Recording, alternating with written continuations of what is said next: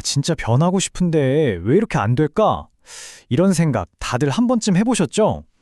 맨날 똑같은 다짐만 반복하고 제자리 걸음하는 것 같아서 답답할 때가 많잖아요. 오늘 바로 그 지긋지긋한 좌절감의 뿌리를 한번 뽑아보려고 합니다. 우리가 왜 계속 맴돌기만 하는지 그 진짜 이유를 속 시원하게 파헤쳐볼게요. 바로 이 질문이죠. 아니, 머리로는 뭘 해야 할지 다 아는데 왜 내 몸은 안 움직이는 거야? 진짜 미치고 팔쩍 뛸 노릇이에요. 그쵸? 다이어트 해야 하는 거 알고 일찍 일어나야 하는 거 아는데 그냥 안 돼요. 마치 투명한 벽이 딱 가로막고 있는 것 같은 이 기분. 도대체 뭘까요, 이게? 보통 이럴 때 우리는 내가 의지박약인가 봐. 아니면 뭔가 더 알아봐야 하나? 이런 생각을 하잖아요. 근데요, 진짜 원인은 우리가 생각하는 거랑은 아예 다른 데 있을 수 있습니다. 어쩌면 우리가 지금까지 완전히 헛다리만 짚고 있었을지도 모른다는 거죠. 자, 그럼 첫 번째 문제부터 한번 살펴볼게요. 우리가 변화에 대해서 흔히 내리는 오진이 있어요. 그게 뭐냐면 바로 지식이 부족해서 그렇다는 생각. 그러니까 더 많이 알기만 하면 모든 게 해결될 거라는 착각이죠. 그래서 막 책을 더 사 모으고 유튜브 강의를 밤새도록 보잖아요. 이 정도 알았으면 이제 나도 바뀔 수 있겠지? 하고 기대하는데 현실은 그렇지 않죠. 이게 바로 우리가 빠지기 쉬운 지식의 함정입니다. 머릿속에 정보만 잔뜩 쌓는다고 해서 내 삶이 저절로 바뀌는 건 아니거든요. 절대요. 사실 이런 문제는 아주 오래전부터 있었습니다. 여기 아주 유명한 예시가 하나 있는데요. 바로 예수님이 당대 최고의 성경 전문가들에게 던졌던 이 말씀에서 그 힌트를 찾을 수 있습니다. 이 말씀을 들었던 바리새인들이라는 사람들은요, 지금으로 치면 성경 박사님들이에요. 구절 하나하나를 달들 외울 정도로 지식이 엄청났죠. 그런데 아이러니하게도 그들의 실제 삶은 성경이 말하는 것과 정반대였어요. 와, 이거야말로 지식이 변화를 보장하지 않는다는 가장 확실한 증거 아닐까요? 자, 여기를 보시면 그 차이가 명확해집니다. 왼쪽은 그냥 머릿속에 계속 정보를 쌓기만 하는 거예요. 지식 컬렉터처럼요. 반면에 오른쪽은 내가 이미 알고 있는 그 작은 정보 하나라도 직접 행동으로 옮겨보는 거죠. 진짜 변화는 어디서 시작될까요? 네, 바로 이 반응하는 것에서부터 시작되는 겁니다. 그렇다면 진짜 변화는 도대체 어디서부터 시작되는 걸까요? 그 핵심은 바로 순종이라는 원리입니다. 좀 거창하게 들릴 수도 있지만 간단해요. 그냥 내가 알고 있는 건 행동으로 옮기는 거죠. 이거 정말 귀에 익은 말들 아닌가요? 우리가 행동을 미룰 때 흔히 되는 핑계들이잖아요. 아직 마음의 준비가 안 됐어. 이거 좀 더 완벽하게 이해하고 나서 시작할래. 지금은 상황이 좀 안 좋으니까 나중에 형편 나아지면 그때 할게. 끝도 없죠? 그런데요, 진짜 변화로 가는 길은 우리가 생각하는 것과 순서가 정반대입니다. 깜짝 놀라실 수도 있어요. 먼저 그냥 일단 해보는 거예요. 먼저 반응하고 순종하는 거죠. 그러면 신기하게도 그 행동을 하는 과정에서 이게 이런 거였구나 하고 이해가 따라온다는 겁니다. 순서가 완전히 180도 다른 거죠.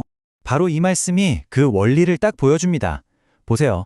하나님의 뜻을 행하려 하면, 즉 먼저 실천하려는 의지를 가지면 그제야 이 교훈이 진짜인지 알게 될 거다라고 하잖아요. 그러니까 알미라는 건 행동의 결과로 따라오는 보너스 같은 거예요.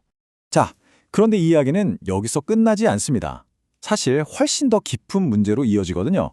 이건 단순히 좋은 습관 하나 만드는 그런 차원의 얘기가 아니에요. 이건 내 삶의 진짜 주인이 누구냐에 대한 주권의 문제입니다. 우리가 근본적으로 바뀌지 못하는 이유요? 그건 그냥 게으르거나 나쁜 습관이 있어서가 아니에요. 그보다 훨씬 더 깊은 곳에 원인이 있습니다. 바로 내 인생이라는 자동차의 운전대를 과연 누가 꽉 쥐고 있느냐 하는 문제인 거죠. 이 차이를 한번 보세요. 우리는 진리나 옳은 가르침을 들었을 때 이걸 그냥 조언 정도로 생각하는 경향이 있어요. 좋은 말이네. 나중에 참고해야지 하고 서랍에 넣어두는 거죠. 하지만 진짜 폭발적인 변화는 언제 일어나느냐? 그걸 내가 거스를 수 없는 주인의 명령으로, 즉 지금 당장 따라야 할 지시로 받아들일 때 시작됩니다. 그래서 진짜 변화가 그렇게 불편하고 힘든 거였군요. 왜냐하면 내가 지금껏 내 맘대로 꽉 쥐고 있던 그 운전대를 다른 존재 혹은 어떤 절대적인 원칙에 넘겨줘야 하니까요. 이 통제권의 이동, 이 주권의 이양, 이게 바로 변화의 진짜 핵심입니다. 자, 이제 변화를 가로막는 또 다른 아주 교묘하고 무서운 적에 대해 이야기해볼까 합니다. 바로 익숙함이라는 녀석입니다. 이게 정말 위험한 신호예요. 여러분, 가장 위험한 상태가 뭔지 아세요?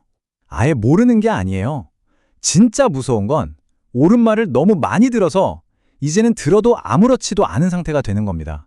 마음에 어떤 감흥도 찔림도 없는 거죠. 한마디로 영혼이 무감각해지는 거예요. 바로 이 구절이 그 상태를 소름 돋게 묘사하고 있습니다. 듣기는 들어도 깨닫지 못하고 보기는 보아도 알지 못한다. 소리는 들리는데 의미는 들어오지 않고 형태는 보이는데 본질은 보이지 않는 상태. 이게 바로 익숙함이라는 병이 가져오는 끔찍한 결과입니다. 네, 맞아요.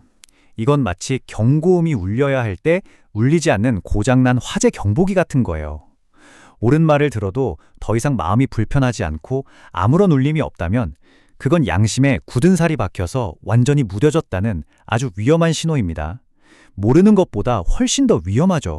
자, 그럼 이쯤 되면 좀 막막하게 느껴질 수도 있는데요. 그럼 이제 우린 어떻게 해야 할까요? 앞으로 나아갈 길이 있습니다. 해답은 의외로 간단한 곳에 있어요. 바로 우리가 우리 자신에게 던지는 질문을 바꾸는 겁니다. 핵심은 이겁니다. 질문을 바꾸는 거예요. 지금까지 우리는 계속 난 왜 이 모양일까? 왜 안 바뀌지? 하면서 스스로를 파고 들었잖아요.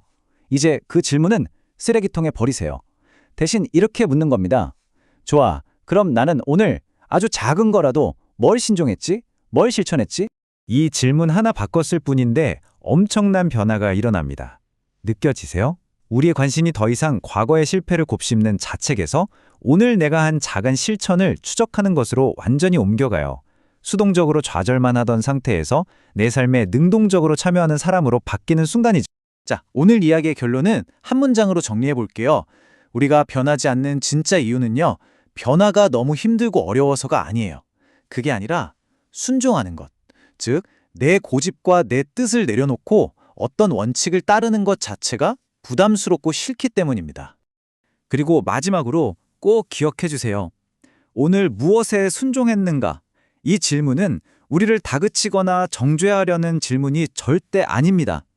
오히려 괜찮아. 어제까지는 실패했어도 괜찮아. 오늘부터, 지금부터 다시 시작하면 돼. 라고 등을 토닥여주는 따뜻한 초대장 같은 거예요. 자, 여러분은 오늘 어떤 작은 순종으로 다시 시작해 보시겠어요?